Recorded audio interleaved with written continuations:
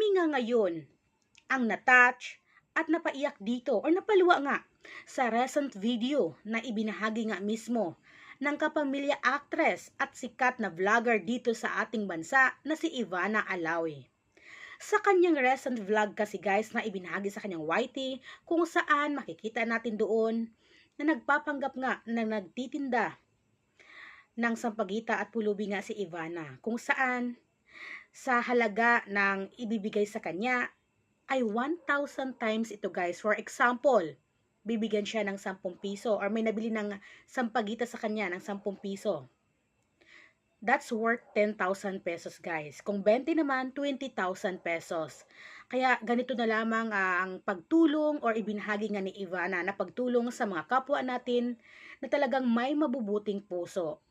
Kaya ngayon sa kanyang recent video na ibinahagi ay marami ang natouch dito at talagang napaluha at humanga lalo nga kay Ivana sa kanyang kabaitan na ito. Dahil talagang marami sa kanyang sa video nga ibinahagi niya ay marami ang natulungan niya, lalong-lalo na nga ang mga kapwa nating Pilipino na mga vendors.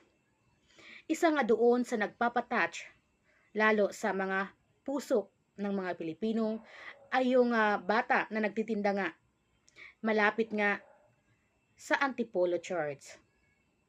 Kung saan ini-entertain niya, binila niya ng sampagita si Ivana at nagbigay nga siya ng pera kay Ivana pambayad sa sampagita at syempre nagbigay rin ng isang candy. Yung bata na iyon ay busy siya kalalaro sa kanyang cellphone.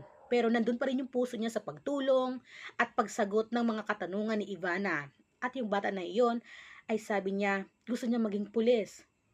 At syempre dahil nga sa tumaas daw ang tuition ng pag-aaral ng kolehiyo ay huminto siya or hindi nga siya nakapag-aral. Kaya naman ito ang kanyang nabanggit ngayon ni Ivana. So ang ginawa ngayon ni Ivana guys ay pinapahanap ito ni Ivana ngayon at gusto niyang tuparin ang pangarap na ito ng bata na ito na maging pulis. Kaya nakaka-touch talaga sa recent Facebook post ngayon ni Ivana ay sabi niya gusto niyang tulungan na makapagtapos nga ng pag-aaral at maging pulis ang bata na ito na si Nex. Talaga namang napakabait kasi ramdam natin na matulungin din itong bata na ito dahil sabi nga niya sa kanya nga naging sagot ni Ivana ay meron siya tinulungan na isang tatay din at pinakain niya nga ng andoks daw yun tapos may bibigyan na siya ng tinapay ganyan.